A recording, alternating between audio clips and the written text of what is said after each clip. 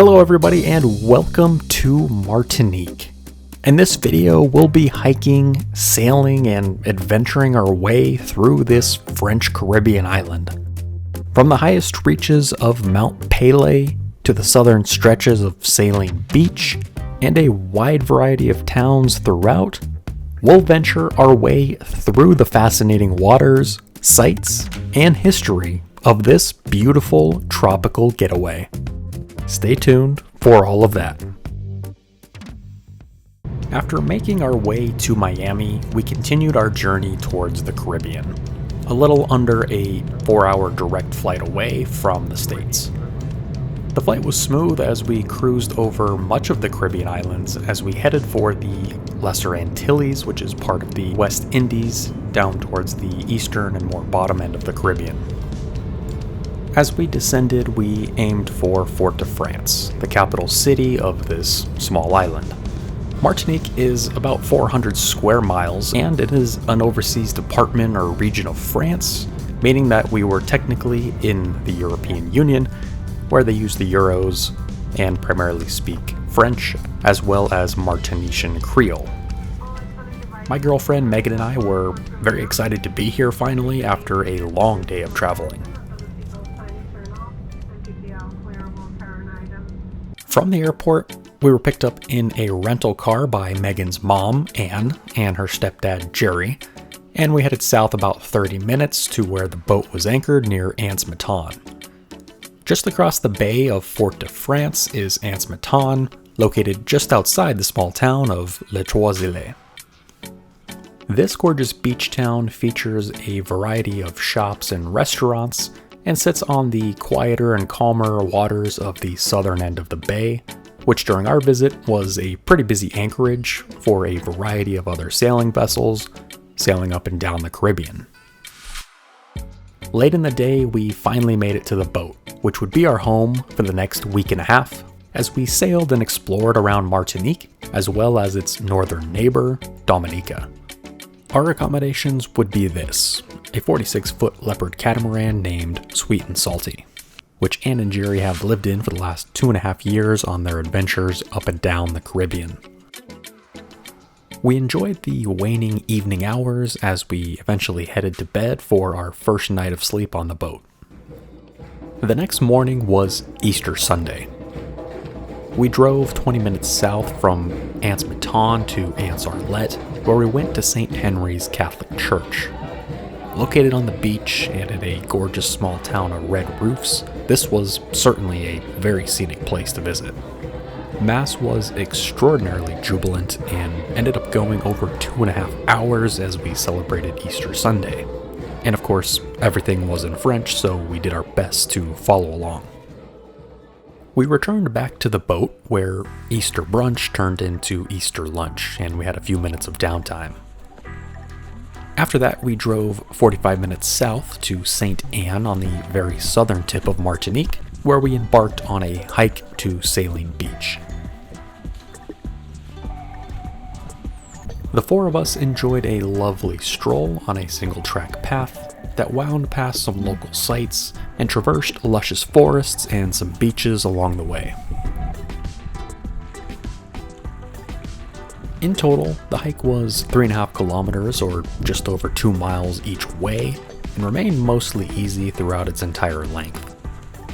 There was an incredible amount of flora and fauna along the way and made for a really great hike that ended at a pristine white sand beach at the very southern end of the island of Martinique.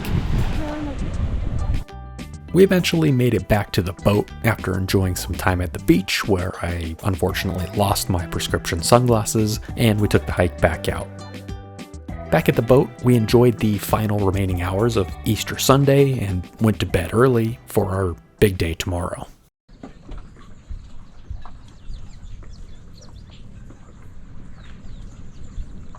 We were up just after dawn and loaded up into the dinghy to head ashore. The morning was cool and crisp, and the water was like a sheet of glass, almost perfectly calm as we seemingly floated over the top.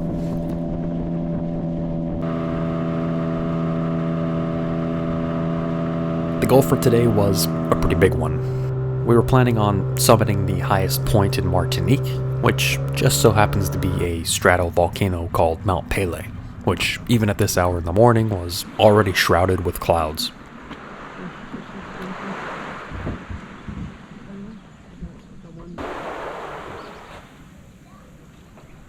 Once back on land, we hopped in the rental car. From here, it would be about an hour and a half's drive to the north. Our route took us back through Fort de France and then up the western coast of Martinique. Along the way, we passed through a number of small towns and villages as we hugged the coast, and Mount Pelee ominously loomed in the distance. We passed through St. Pierre, the town most recently devastated by Pelee's destruction, but we would visit it and explore it in full detail a little bit later on. For now, we had our sights set on the trailhead. The final few miles of the drive from the coast to the trailhead is a narrow, steep, windy road. It climbs about 2,000 vertical feet, which certainly sets you up nicely for your ascent up the 4,500-foot mountain. Our route up the mountain would be on Le Grand Savane Trail, or the Great Savannah Route. The trail began through some lush, heavily forested areas as it continued up the western flank of Pelee. This route is shorter but steeper and remains uphill the entire way, featuring an average grade of about 25 to 35%. In total, the hiking portion would climb about 700 meters, or about 2,200 vertical feet, to reach the summit. It didn't take long and we entered the savanna portion of the hike. The grassy clearings with few trees would dominate the terrain all the way up from here. The trail was busy and well signed, making it easy to follow along. Our legs and thighs were screaming by this point. As the coast and the ocean grew further away down below, the views along this section were really something. As expected, we eventually reached the cloud layer that engulfed the upper reaches of Mount Pelee. Because of the tropical weather patterns and this sharp rise in elevation, the summit receives significant amounts of rainfall and is almost always shrouded by clouds. Pelee is still considered to be an active volcano. Geologists estimate a variety of eruptions have occurred for the last 100,000 years here. The most notable eruption that occurred was in 1902 and killed 30,000 people when it destroyed the nearby town of St. Pierre. The last eruption ended just 91 years ago when activity calmed down in 1932. Pelee is just one of several other active volcanoes on the Lesser Antilles volcanic arc, which stretches 500 miles across this part of the Caribbean. From here on out, our hike would get much wetter. The views from the very base of the fog layer was phenomenal, however. Just a little bit of sun was poking through and danced on the steep mountain slopes and canyons below. It was truly incredible. At the top, we reached the caldera summit, not the official highest point, but an area where the trail leveled out after some very slick rock stretches. The clouds here were incredibly dense, and the route finding was easier said than done. At the bottom of the caldera, we reached Trois Aimés Refuge. This caldera area formed in 1902 when a dome of ash and lava built up at the top of the mountain prior to and during the eruption. The refuge was likely built sometime after the eruption ended in 1905 to serve as a shelter for hikers or scientists as they visited and studied the mountaintop. The simple, one-room rock building built out of local volcanic rocks had nothing inside. This landmark was a good rest area before the final summit. To reach the true summit of Mount Pelee, we would need to head further up towards a point called La Chinoise, into the even thicker clouds. The hike became a true scramble up a large group of boulders that were incredibly wet and slick because of the unceasing rain. It was a very slow pace as we trudged up. Eventually we reached an overlook area at the top of the 4,583-foot Pelee, and the view, well, was pretty much non-existent, but we had made it. The weather at the summit was truly wild.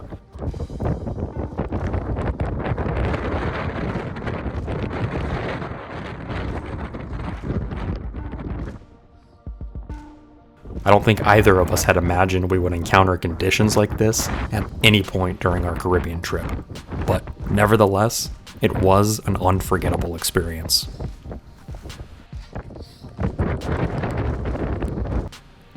After only a few minutes at the top, we quickly retraced the path back down. We were thoroughly soaked. As we dropped off the caldera rim, the weather quickly improved as we entered back into the savanna on the flanks of the mountain.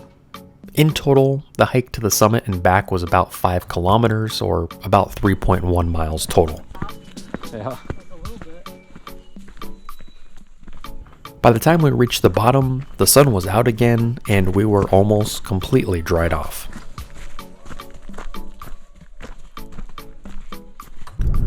After grabbing a bite to eat in a small French restaurant, we got back on the road south.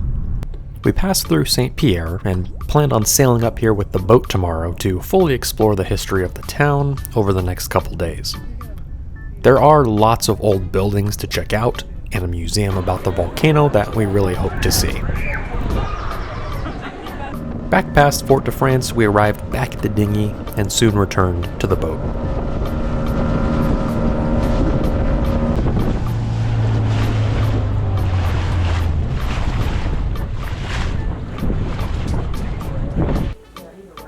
We enjoyed a few hours of downtime on the boat, recovering from the hike which had taken us 4,500 feet above our present elevation and into a seemingly different world. Jerry and Anne returned to the rental car, which we would no longer need since we would be sailing. This would be our last night anchored here across the bay from Fort de France. While not the most quiet place at times due to people celebrating Easter weekend, it was a comfortable spot with easy access to the southern stretches of Martinique. We had taken advantage of this anchorage and looked forward to something new tomorrow. We enjoyed a delicious shrimp creole for dinner and a couple of French beers before turning in at the end of an adventurous day.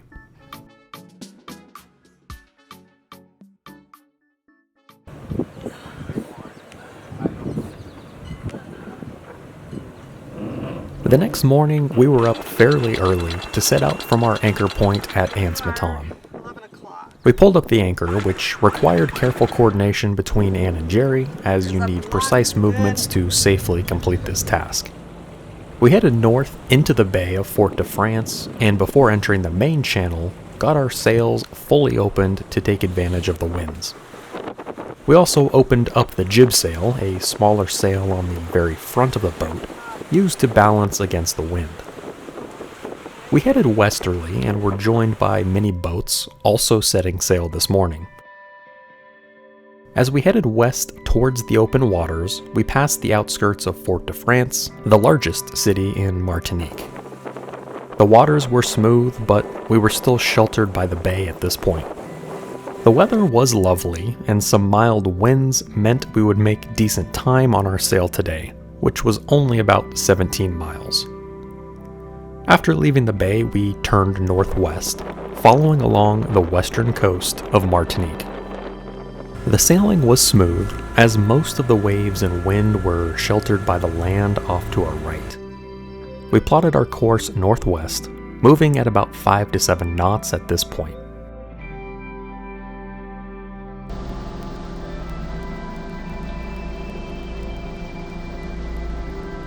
We let out the fishing lines in an attempt to catch some dinner for tonight. Today was a good day for sailing as the waves were low and the interval was also low. A high interval of waves, regardless of their height, can make for a bumpy ride. We spotted a group of dolphins as we continued along. They were a little ways off from our boat, but we would see them several more times throughout the trip. The west coast of Martinique featured rugged cliffs, small towns and sharp volcanic mountains in the background. To the west of the boat was open ocean stretching as far as the eye could see. This was my first experience sailing, and it was an absolute blast so far.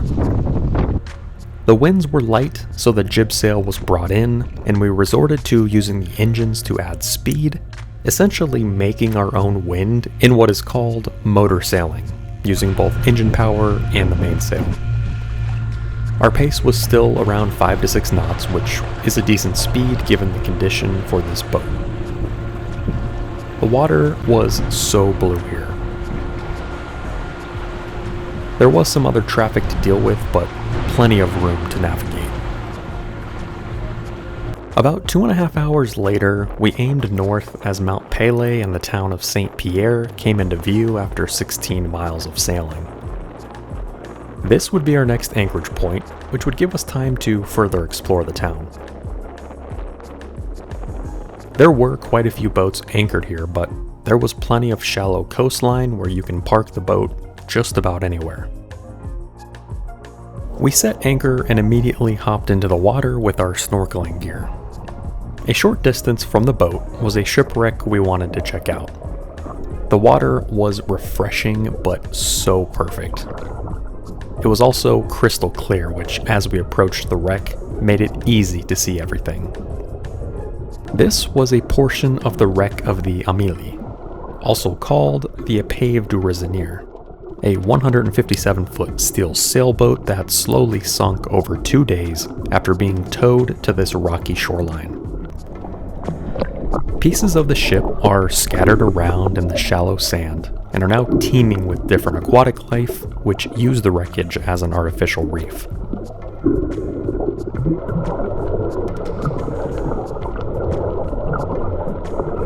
It was cool to see the ruins just below the surface.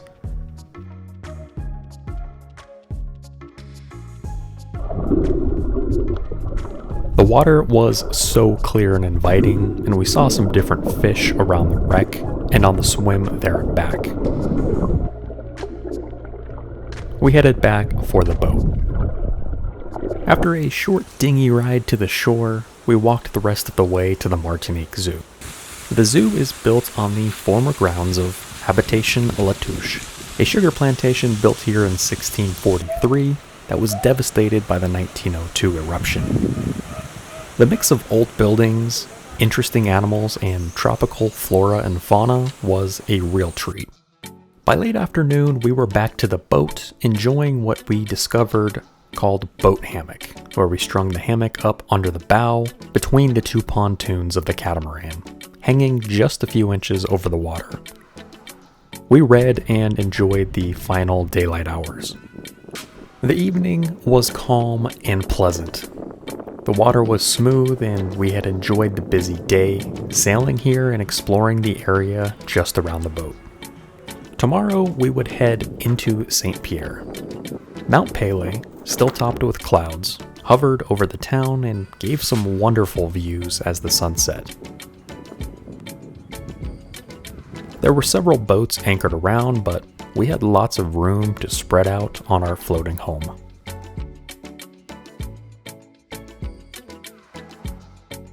Jerry fired up the grill and Anne got dinner prepared. Apparently, an unofficial Caribbean tradition is to blow a conch as the sun sets, and Megan was getting a quick lesson. The sun dove towards the seemingly infinite stretch of Caribbean sea horizon to our west. It was a blissful evening with good views everywhere we looked. Megan geared up for her first conch opportunity. Before long, the sun touched the water and it was time. With mixed results and apparently not quite the right technique, put your lips in there. First up. Tight. Tighter. it was a memorable sunset as the sun quickly slipped beneath the water. We enjoyed dinner as the darkness crept in. Today had been a really good day. After dreaming of beautiful conch sounds, we awoke the next morning feeling refreshed and ready for another day of exploring. It was a short dinghy ride from where the boat was anchored to the main dock in town. The water was calm this morning and a layer of clouds hovered overhead. We parked the dinghy up, made sure it was locked, and carefully climbed onto the solid ground of the pier. We left the pier and headed into the town center, onto the bustling streets of St. Pierre. The town of St. Pierre was founded way back in 1635. 9,000 people were killed during the Great Hurricane of 1780, but afterwards, and some military history, it later grew into the cultural capital of Martinique. While Fort-de-France has always been the administrative capital, St. Pierre grew into one of the most prominent cities, once being referred to as the Paris of the Caribbean. However, after being completely leveled by the 1902 eruption and debris flow from nearby Mount Pelee, it remains as a shell of its former self. While much of the town has been rebuilt and is thriving today, the population of 4,000 pales in comparison to what it once was.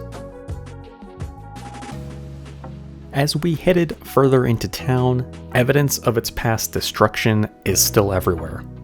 Walls of former buildings remain in ruins, having been leveled and burned by the eruption.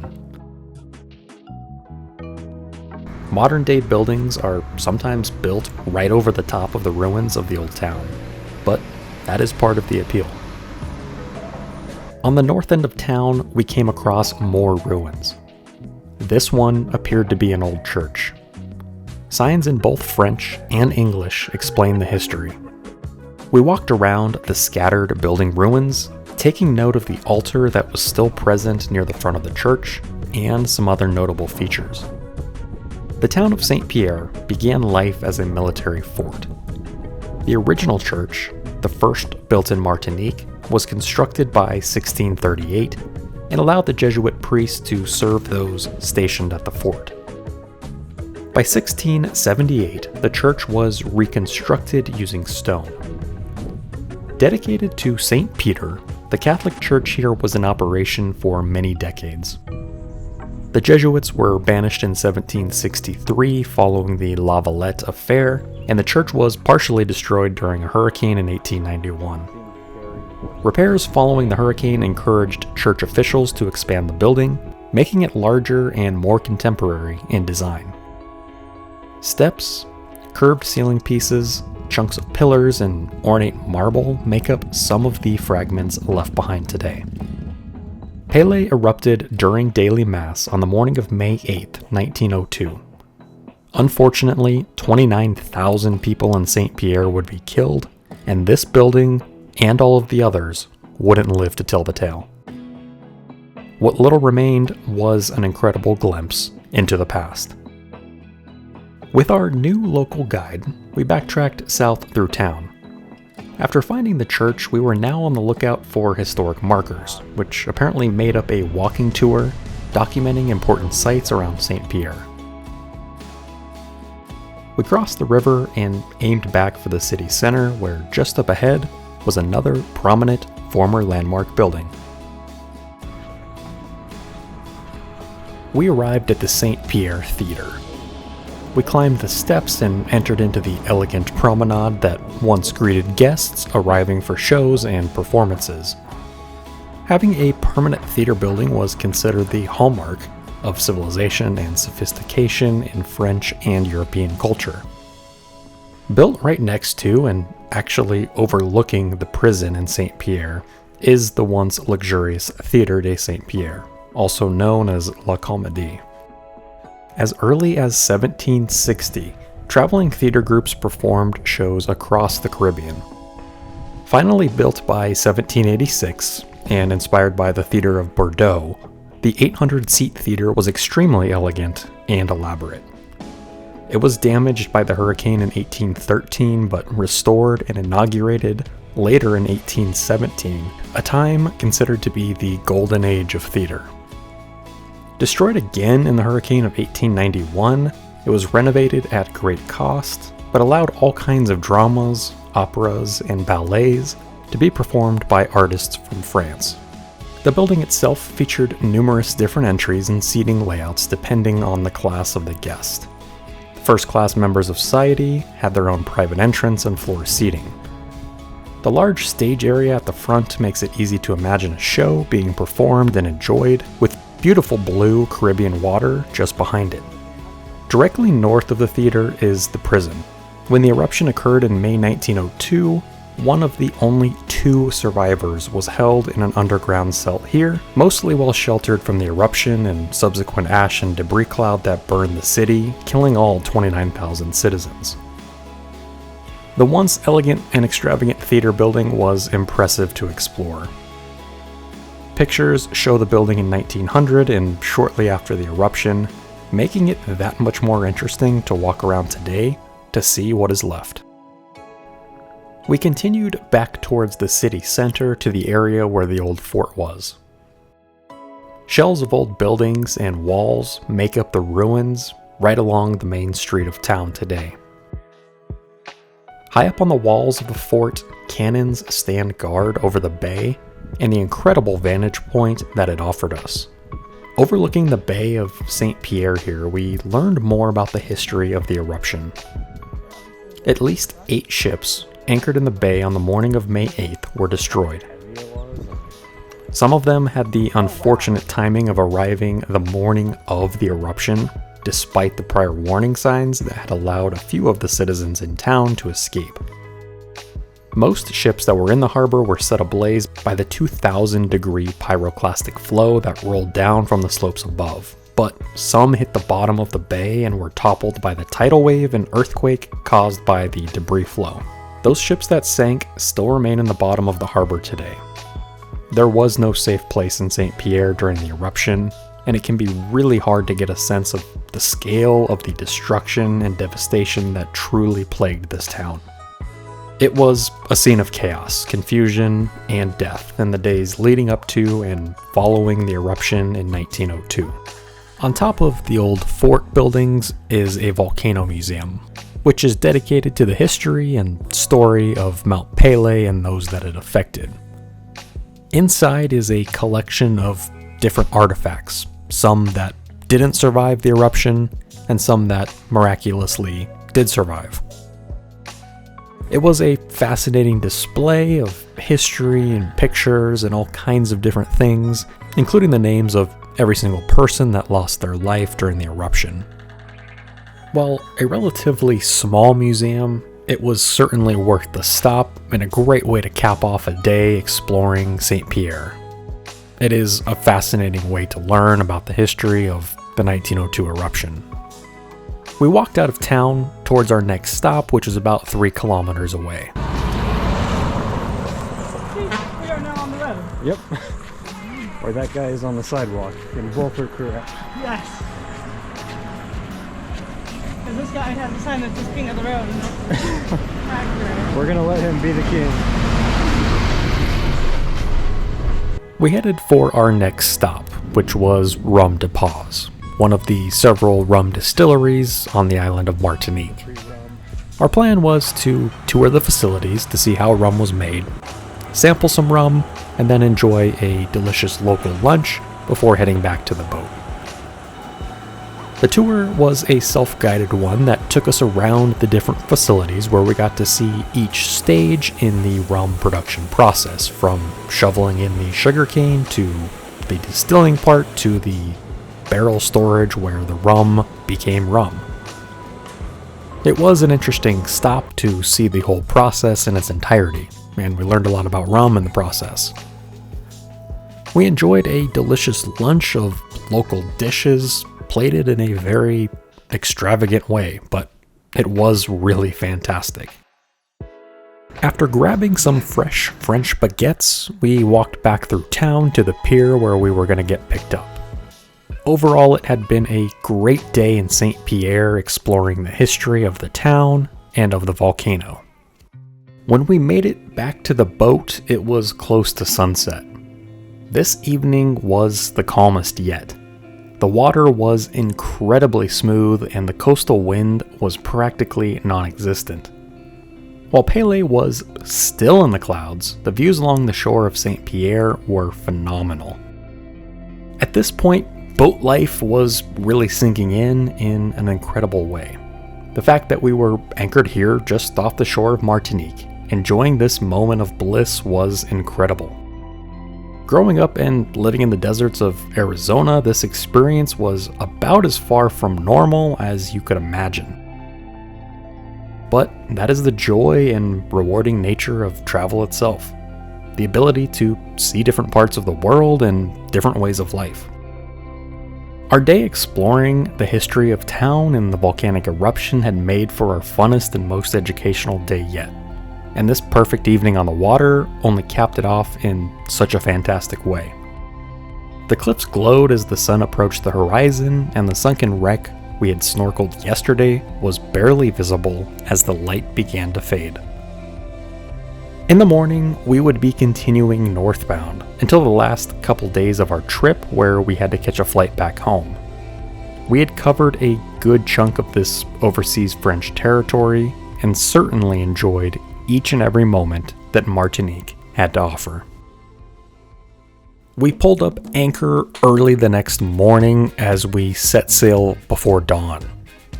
We aimed northbound, hoping to cover about 60 miles of open ocean today as we headed from Martinique to a new country, the Commonwealth of Dominica.